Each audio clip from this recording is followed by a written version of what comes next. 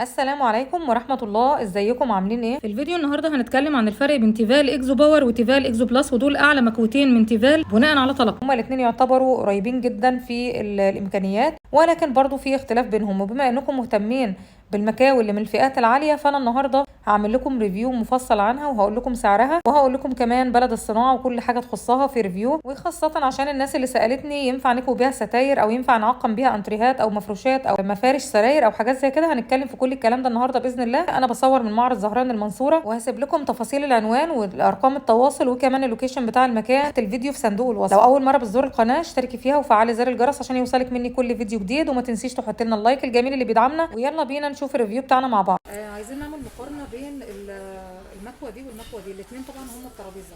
الاثنين نفس الفئه ونفس الشكل، بس باختلاف حاجات بسيطه هنعرفها دلوقتي. اول معانا الموديل ده، الموديل الاساسي اللي هو الاكزو باور ده اللي كنا مصورينه مع بعض بالظبط. ده الاون وان سوليوشن، ده اللي بيعمل كل حاجه.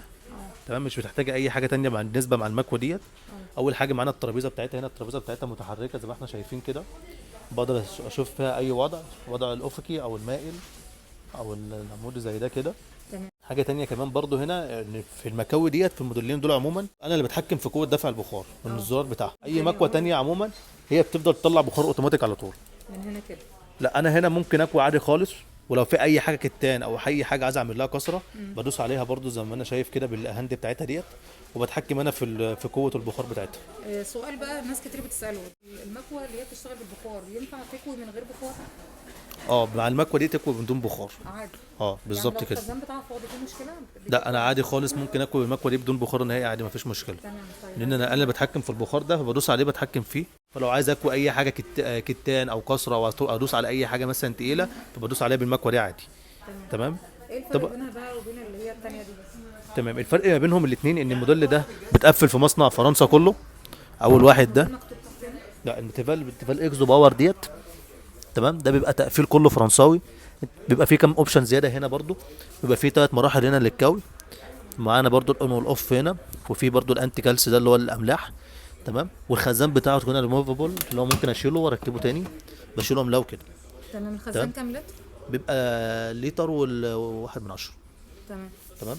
هنا بقى عكس الموديل ده اكزو بلس. تمام، ده فيها اقل شويه بس بتبقى اعلى في الوات. بس في القوه دفع البخار برضه بتبقى شديده جدا، بس الثانيه الموديل الثاني بيبقى اعلى حاجات بسيطه. تمام. يعني دي بتبقى اقوى شويه. بس الاثنين كويسين جدا، نفس كل حاجه. حتى كمان برضه ديت ممكن اخدها معايا برضه، اشيلها واتحرك بيها زي ما انا عايز. تمام، ومميزه كمان ان هي سعرها اقل شويه. ده الموديل ده بيبقى عامل 6200. ده عامل 6200. ده فرنسي طبعا كله، مش كده؟ ده خامات فرنساوي، بتقفل في مصنع الصين بتاعنا. في مصنع الصين بالظبط. نفس كل حاجه بالظبط. ترابيزه بالفرشه، وزي ما احنا شايفين بقدر اشيل الاثنين. الحجم كمان بتاع اللي هي المكوه. بالظبط. ونفس القطع، صح؟ نفس كل حاجه بالظبط. نفس القطع كمان، باختلاف بس اللي احنا قلناه، اللي هي الخزان متحرك، وريحه الكنترول اللي انا بتحكم فيها بالقوه دفع البخار والمستوى الكوي. يعني الخزان هنا ممكن اشيله. خزان الميه. بالظبط. هنا لا، انا ممكن اجيب بوتل ازازه ميه او حاجه وبعد كده يعني بتفتحي هنا بالظبط. تمام. تفتحي وتملي من هنا. تمام. بالظبط. طبعا ديت بتريحك كتير، بتكوي طبعا. تقدري تشيليها. بنفضل برضه بنقلب نفس المكان اللي احنا بنينا منه. طبعا بتريحنا كتير ديت، ستاير وركن ومفارش، انها بتكوي وبتعقم كمان. طبعا، وبتتحرك بقى زي ما احنا شفنا كده، بتاخدها بايدك كده على طول، وتتحركي بيها في الشقه زي ما انت عايزه. تعقيم للانتريهات بالظبط. مثلا، للحاجات بتكوي وبتبخر وبتعقم كمان. تمام. الفرق في السعر بقى؟ اول موديل اللي عندنا بيبقى عامل 8000 جنيه. ده الموديل اللي هو الفرنساوي كله. الموديل ده عامل 8000 جنيه بالظبط. الموديل التاني ده الخامات فرنساوي، بتقفل في نفس مصنع تيفال بس في الصين. فطبعا بتبقى العماله وتبقى التكلفه اقل شويه، بتبقى عامله 6200. باختلاف حاجات بسيطه خالص في روحه التحكم. وريناهم كده الامكانيات بتاعتها كلها، وطبعا القطع بتاعتها بقى كل واحده فيها كام قطعه. بتبقى معاها الفرشه بتاعتها، الفرشه والترابيزه بتاعتها. الفرشه اللي هي دي عشان تلم وبر مثلا، او بالزبط. لو في اي حاجه في الملابس بتلمها. تمام. شكرا يا استاذ.